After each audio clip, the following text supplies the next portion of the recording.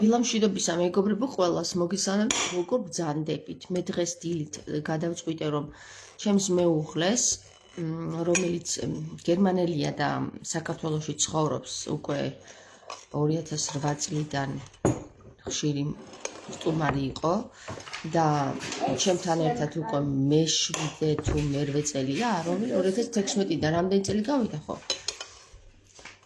2016 წლიდან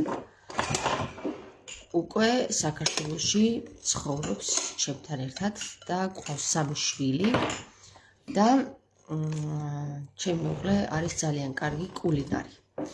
ასევე მას შეუძლია ძალიან კარგი პურის გამოცხობა, აი ეს არის მისი გამომცხარი პური.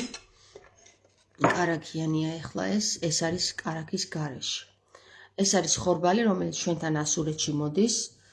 ჩვენი მეზობელი სრულიად ბიოლოგიურად სუფთად მოყავს ეს პური ჩვენ მეზობელს, ჩვენი მეზობელი გვაწვდის ამ ფქვილს და ჩვენ ვყიდულობთ, რა თქმა უნდა, ამ ფქვილს საკმაოდ კმაყოფილები ვართ მისით და ახლა მე გაჩვენებთ პური როგორ გამოიყურება, მეგობრებო, ჩემი მეუღლის გამომცხარი პური და რომელიც უკვე არაერთხელ მოთხოვნაში იყო გერმანულ სკოლაში. ჩვენმა მეგობრებმა შეუკვეთეს ჩვენთან ეს პური. პური არის ასეთი, იჭრება თხელი ნაჭრები, ახლა თქვენ არ გესწავლებათ როგორი ნაჭრები, პურის საჭრელი გვაქვს, რა თქმა უნდა. და აი ეს მთლიანი პური, ეხლა ეს ნახევარზე ცოტა მეტია, მაგრამ ეს რო იყოს მთლიანი, ეხლა ხო? ეს მთლიანი. კილონახევრიანია. 2 კილონახევრიანია? მთლიანად? 2 კილონახევრიანი პური ან ნახევარი პური შეგიძლიათ შეუკვეთოთ ჩემთან. საკმაოდ ძვირი სიამოვნება არის, ვერ გეტყვით რომ იაფად ვაკეთებთ ამას ჩვენ, ჩემი მეუღლე თავისი ხელით აწყობს და ხო, ნახევარი, ანუ კილონახევრიანი გამოდის? 2 კილონახევრის ნახევარი. 2 კილონახევრის ნახევარი პური ღირს 25 ლარი, მთლიანი პური ღირს 50 ლარი, მეგობრებო. შეგიძლიათ შეუკვეთოთ დააგემოვნოთ ჩვენ მხოლოდ ამ პურზე ვცხოვრობთ. როგორ იტყვიან, ამ პურზე ვცხოვრობთ? ამ პურზე როგორ ვცხოვრობთ? ამ პურით ვსარგებლობთ, ამ პურს ჭამთ. არის გამონაკლისები, როდესაც პური გაგვითავდა და ჯერ არ არის გამომცხარი, ამას საკმაოდ დიდი პროცედურა უნდა, ესე არ არის რომ უცბად გამოაცხობ. ჩემი მეუღლე ერთი პურის გამოცხობისთვის დაახლოებით 1 მთლიან დღეს ანდომებს, აი მაგალითად დილით რომ სპეციალური გამოყვანილი დედა აქვს, დროჟის გარეშეა და თვითონ გამოიყვანა ყურძნიდან დროჟი. ანუ დროჟი არ ქვია მაგას ქვია ხაში უძახიან, ზოგან ხაში უძახიან, ზოგან არა. მაგრამ საქმე იმაშია, რომ თვითონ გამოიყვანა დროჟის გარეშე ეს საფუარი და თვითონვე უვლის ამ საფუარს. ანუ ყოველი მოზელილი პურიდან რასაც ამატებს, ისევ იმენს იღებს, რომ გაახდეს ეს საფუარი და არ დაიკარგოს. ამ საფუარის დაკარგვა იმას ნიშნავს, რომ კიდევ 2 კვირიანი თუ 3 კვირიანი პროცედურა იყო, როდესაც იმას ამზადებდა, თვითონ საფუარს ამზადებდა ახალი ფქვილისგან.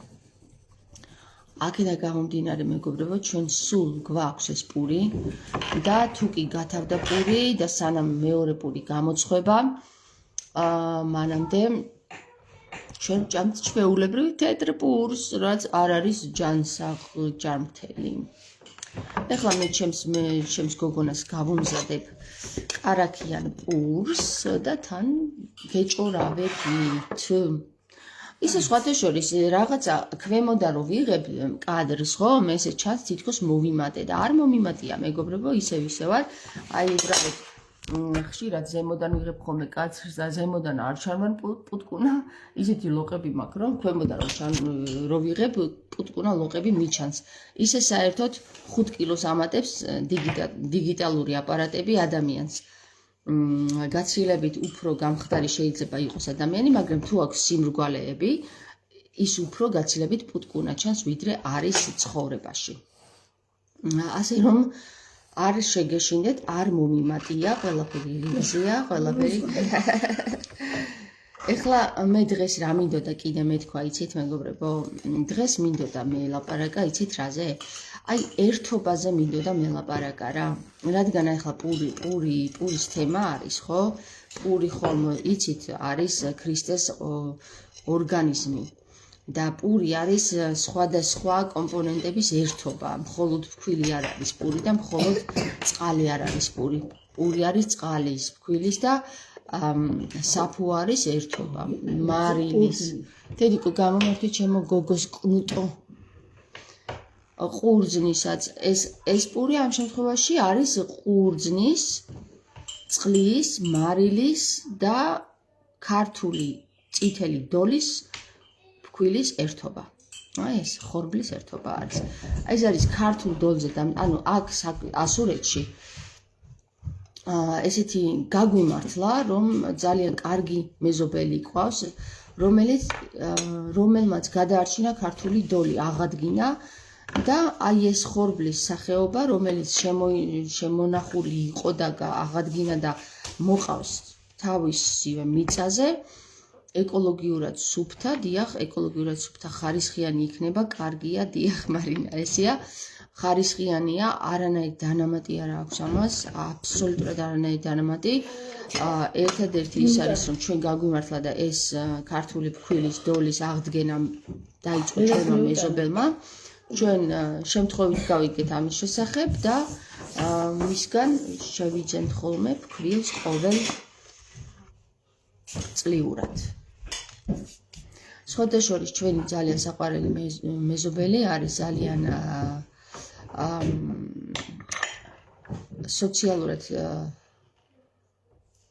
აქტიური, ის თავისი ხორბლიდან, მოყვანილი ხორბლიდან ყიდის მხოლოდ 20%-ს და დანარჩენ პროცენტს ურიგებს გაჭირვებულ ხალხს. აი მაგალითად არის ესეთი ორგანიზაციები, სადაც მიდიან გაჭირვებული ხალხი და იღებენ საკვებს. აი ამ ორგანიზაციებს ურიგებს ამ თავის მოყვანილ ფქვილს, ესე იგი არის ღვაწლში და ჩვენ უბრალოდ ის 20% რაც რჩება, იმ 20%-ს ჩვენ შევიძენთ ხოლმე და აი ესე ჩვენ ღვაწლში ვართ და იმ თანხას ახმარს შემდეგ ისევ რომ დათესოს, დახნას და ამას ყველაფერს ხარჯები რაც სჭირდება იმისათვის რომ მოიყვანოს კვლავ ახალი ხორბალი, აი ამას ახმარს მე იმ შემოსულ თანხას. ასე რომ ყველანაირად ეს პროექტი, ჩვენი პურის პროექტი და ჩვენი მეზობლის ხორბლის მოყვანის პროექტი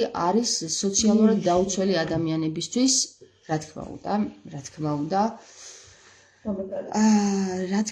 არა, მაგრამ თქმა უნდა, ყველაფერს თქმა უნდა.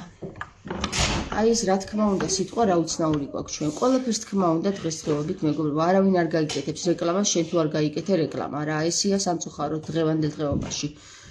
იმდენად არის შური გაბოროტებული და გამძვინვარებული, რომ თუ რამე კარგს აკეთებ, ამაზე კი არ საუბრობს ადამიანი. საუბრობს მხოლოდ აი ცუდი რაც დაინახა შენში იმაზე და ცუდს უკეთებს რეკლამას და კარგს რასაც აკეთებ, იმას არავინ შენს გარდა არ გაუკეთებს რეკლამას.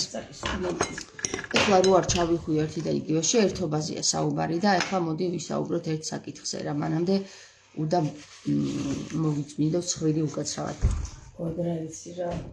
აბა რა ვქნა, სინგლები ჩამომივიდეს. ერთობა რას ნიშნავს, იცით მეგობრებო? ერთობა არის ის, როდესაც აი ეხლა მე ვაკვირდები რას, აი სოციუმს. ეხლა მე არ გიცნობთ თქვენ, არც მინახიხართ ცხოვრებაში, ზოგიერთი თქვენგანი მინახავს, ზოგიერთი თქვენგანი შემხედრია უბრალოდ ქუჩაში და მომსალმებია და უთქვავს რომ ჩემს ლაივებს უყურებს, მაგრამ ძირითადად მე თქვენ არ გიცნობთ, ვის ველაპარაკები მე არ ვიცი. აი აზრზე არ ვარ ვის ველაპარაკები. ველაპარაკები აგერ ჩემ თავს უყურებ, ჩემ თავს ხედავ აქ და ხედავ კიდე რამდენიმე ადამიანს, ვისაც ზოგს ვიცნობ ასე ლაივში ზოგი დამიკავშირდა პირადში, ზოგი როგორც უკვე გითხარით, დამიმეგობრდა უკვე, ზოგმა ეკლესიაზე გამიცნო, სადაც ეკლესიაზე ჩვენ ამ დღეებში უკვე იატაკი თითქმის მოვჩით და მალე მოვჩებით, ან ნოემბრის გიორგობა მოვჩებით იატაკს და აი ასე გავიცანი ჩემი მაყურებელი ზოგ-ზოგიერთი. და მინდა გითხრათ, რომ საერთოდ არანაირი ემოცია არ გამაჩნია მე როგორი პიროვნება ზის ჩემს პირისპირ გესმით? უამრავი ათასი ადამიანის თავი არსებობს, უამრავი აი როგორ გითხრათ დაზიანებული, ჯანმრთელი, გადარეული და აი უამრავი კატეგორიის ხალხია ეხლა ჩემს წინაშე, ველაპარაკები თითქმის ყველას. აქედან გამომდინარე ზოგიერთი ადამიანი, რომელი ადამიანის ვერ იტანს ზოგ-ზოგიერთ თემებს, აი მაგალითად, როდესაც გავაჟღერე მე იმ ლაივში 1-2-3 დღის წინ რამ დღეებში საქართველოს საზოგადოებას ძალიან უჭირს ამ საკითხში და ყოველ მეორე მამაკაცი რომ დედის ტყონას გამოსცემს პირიდან, ხო? რატო ხდება ეს? იმიტომ ხდება ეს, რომ მეგობრებო, საქართველოში სამწუხაროდ სექსუალური და პირადი ინტიმური კავშირები არის გაუმართავი არაჯანსაღ მდგომარეობაში. კი, როგორ დაარქვა ოჯახის სიწმინდე ასე დაარქვა ილია მეორემ რაღაცა უაზრო პარადს, მაგრამ ოჯახის სიწმინდე არ არის ის მეგობრებო, რომ მარტო ერთ დღეს ჩავატაროთ პარადი და მერე რომ წავალ სახლებში, ქმრები ბოზებში და ქალები სახლში შვილებთან დაუკმაყოფილებენ მდგომარეობაში. არ გამოვა ეს. ეს საკითხი ძალიან მნიშვნელოვანია დღევანდელ საქართველოში და ყველაზე დიდი აქილევსის ქუსლია ეს. სადაც ინტიმური მდგომარეობა გაუმართავია, ის საზოგადოება არის არაჯანსაღი, არის დაუკმაყოფილებელი, არის გაღიზიანებული, არის სულ ნეგატივზე კონცენტრირებული.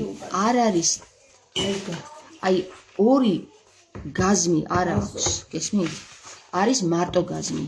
მარტო დგას, არც ორ ადამიანთან არ არის გაერთიანებული, იმიტომ რომ ის გამოიყენება ქართველი დედების 90% გამოიყენება მხოლოდ შვილების დამბადებელ მანქანად და სახლში მოსამსახურედ.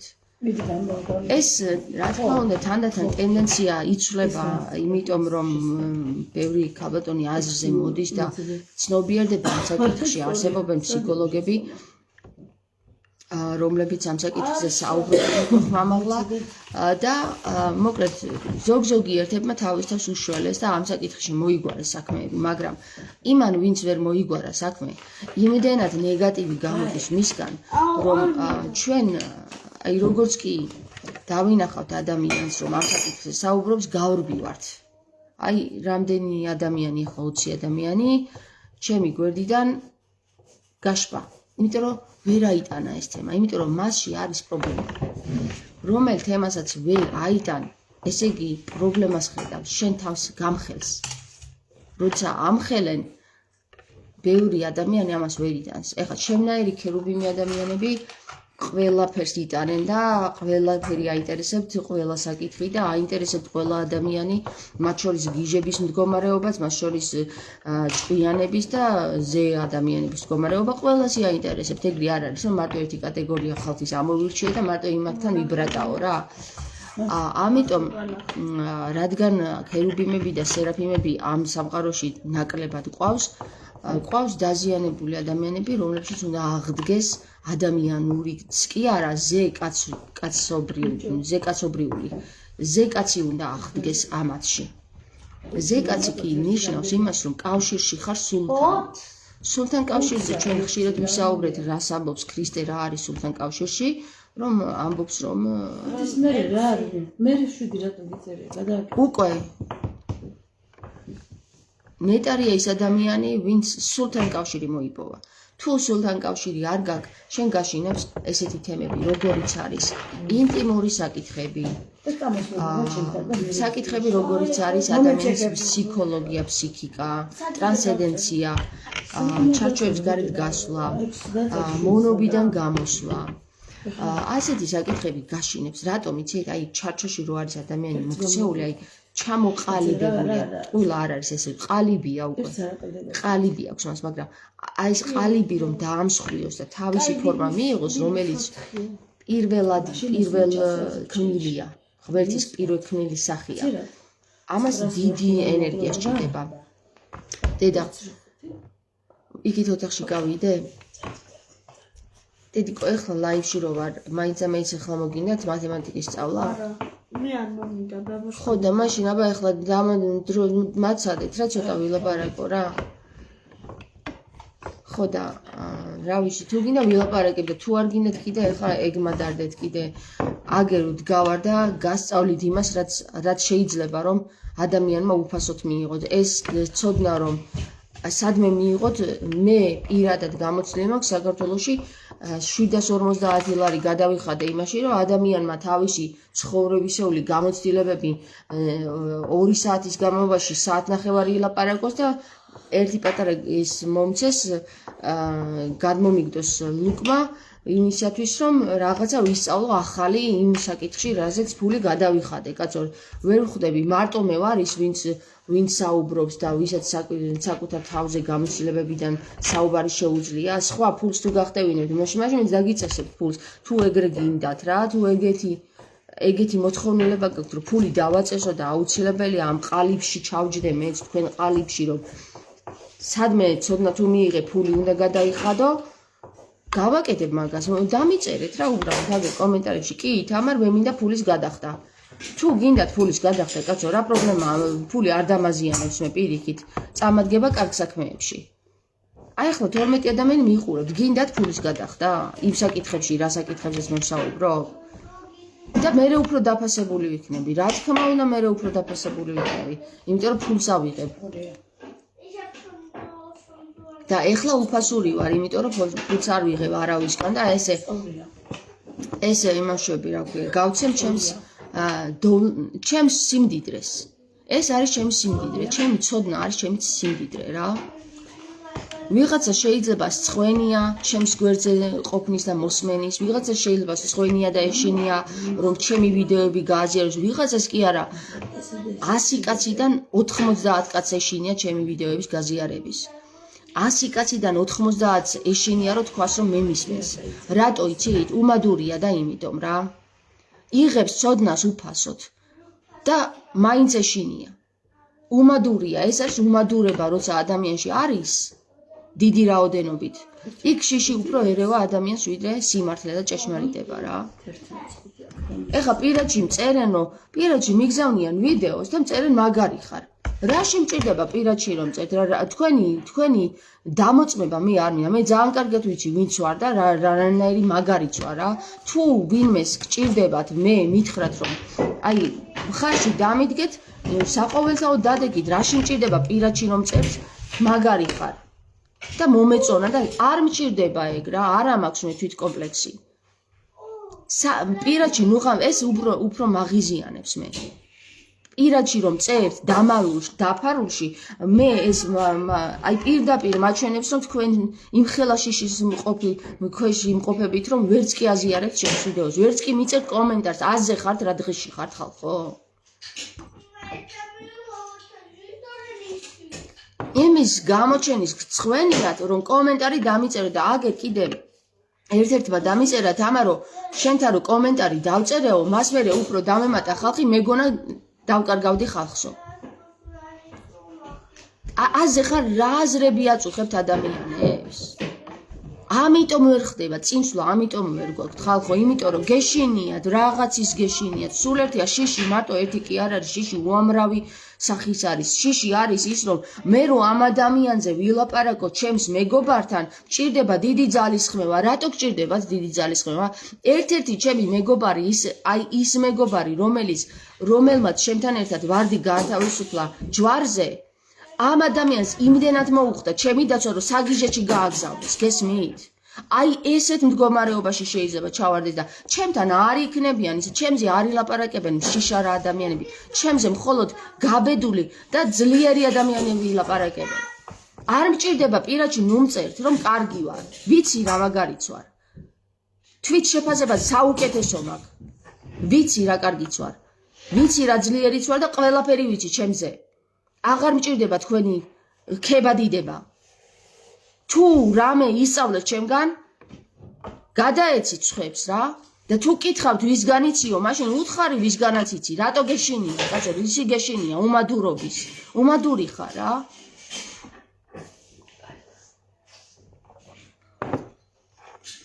ეგ არის არაერთობა რა ეგ იცით რა არის აი ხლა პურს რო გამოიყოს წყალი და თქვას არა მე ცალკე მინდა დგომა თორე მე შინია შემჭამენო რა აი ეგეთი მდგომარეობაში ხართ თქვენ პურს რო გამოიყოს წყალი რა დადგება მაგისგან გამხმარი პური ხო აი ეგ არის ერთობა ჩვენ ერთობა არა გვაქვს როგორც კი რაღაცას გავიგებთ აი ფრაზები თამარ როგორ მჯეროდა შენი და როგორ რა გჯეროდა შვილო რა გჯეროდა ერთი ადამიანი გადაარჩენს ამხელა უკუნიც ერთი ადამიანის სინათლე გადაარჩენს ამხელა უკუნიც შენ რო გჯეროდა ჩემი და მარტო ჩემზე რო იყავი ჩამოკიდებული და იმის გაზიარებაც რო გწვენოდა ჩემი ვიდეოების ან ჩემი სწავლებების ჩემი კი არ არის ეს სწავლებები ხალხო მე ქრისტემ მასწავლობთ კი გეუბნებით და ქრისტესი თუ გეშინია და გრცხვენია და მისი სიტყვების გაზიარების თუ გრცხვენიათ ხო აბა მაშინ როგორ გიშველოს ქრისტემ რა ქრისტე მოვიდა და აგერ ჯვარზე აცვით და კიდე ეგრე გინდათ რომ ჯვარზე აცვათ? ენ თქვენ თავებს ქრისტიანს უწოდებთ ქრისტეს სიტყვის გაზიარების გეშინიათ? ქრისტეს სიტყვას ვერ იცავთ და კიდე ქრისტიანებს უწოდებთ თავის თავს და კიდევ გგონიათ რომ ქრისტე გადაგარჩენთ? ქრისტემ როგორ გადაგარჩინოთ შენში თუ არ შემოუში ქრისტე? ხო მოვიდა დაგენახა და გასწავლა გზა. შენ ვერ იღებ ამ გზას. ვერ აკეთებ იმ საქმეებს, რაც ქრისტემ გასწავლა. მე ვაკეთებ იმ საქმეებს, რაც ქრისტემ მასწავლა რა. ნაბიჯ დავიწყე და ნაბიჯ ვისწავლე. არ არის ის რომ მე რო გელაპარაკებით თქვენ აღიარება მჭირდება. მე არავის აღიარება არ მჭირდება, ქრისტესგან უკვე აღიარებული ვარ. და ვინ უფრო უკეთესმა უნდა მაღიაროს მე, რომ ქრისტეზე უფრო მნიშვნელოვანი იყოს რა. აქ საზოგადოებაში ხა ვინც მიყურებთ ქრისტეზე უფრო მეტი ვინ ხართ მითხარით რა. არავინ არ ხართ, მე არავისგან არ მჭირდება თქვენი აღიარება არ მჭირდება. მე ვარ უკვე აღიარებული ქრისტესგან.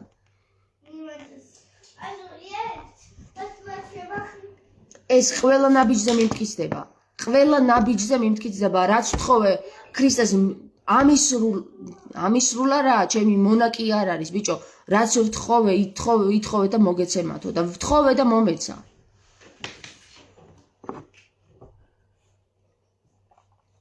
ესე იგი, ადამიანებს უნდათ ბერებს, ერებს, კაცებს, ქალებს, რომ ერთმა ადამიანმა, ხო, გახსნას თამარ მეფის აკლდამა.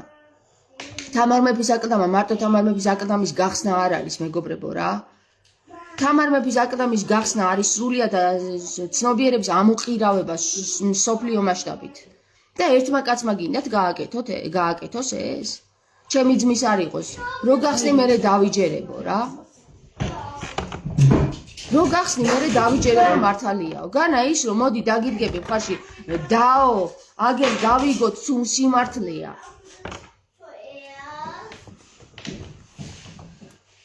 ამიტომ ვიძახი დედაც მოსწყვინა იმ ადამიანს ვისაც არ აინტერესებს იმის გაკეთება რაც გაუმჟღავნა ღმერთმა და თუ არ გაინტერესებს ეხლა რა ძალით კი არ ჩაგარტყავს თავში ღმერთი არც ღმერთი და არც მე არ ჩაგარტყავ ძალით კაცო თქვენთან ინტერესი თუ არ დავინახე ხო მე რა ინტერესი მაქვს რომ თამარ მეფის აკლდამა გავხსნა მე იქ ვიცი ვინც არის და ვიცი რაც არის შიგნით საერთოდ არანაირი ინტერესი არ მაქვს ჩემ თავს დავუმტკიცო რომ აი ესია მე ჩემ თავთან ვიცი რაც არის და როგორც არის და ზუსტად ვიცი რა ვინც ავარ და რაც ავარ კაცო თქვენ თუ არ გაინტერესებთ მე ვიცი უკვე რა ვიცი მაინც ისევ ქრისტე უნდა ჩამოვიდეს და თამარ მეფის აკლდამა გაგიხსნათ ლაზარის ლოდი ქრისტემ უნდა გადაგიგოროთ ხო აბარა ლაზარის ლოდი ქრისტემ უნდა გადაგიგოროთ. თქვენ ვერ მოახერხებთ მაგას.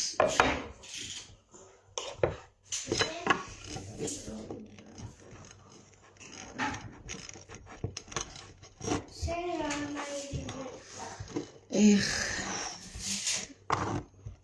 მოგრეთ თუ პურის ყიდვა მოგინდათ მომწერეთ რა მე მგონი მართლა ესე უნდა გელაპარაკოთ ყველას რა თუ ფული არ ჩავრიე იქ არაფერი არ გამოდის აგერ ნარიმანის ზუსტად მაგას იძახის სანამ ფული არ დაურიგე ხალხს ვერ მოვიზიდე ხალხიო რა გამოდის რომ ეგრე უნდა გააკეთოს ადამიანმა ფულის გარეშე არ უნდა ადამიანის ცხოვრება აი ესე დააპროგრამა უკვე იმ დაცემულმა ანგელოზებმა ეს ხალხი რომ ფულის გარეშე არ გამოდის არაფერი რა არ გამოდის რა უნდა გამოვიდეს ახლა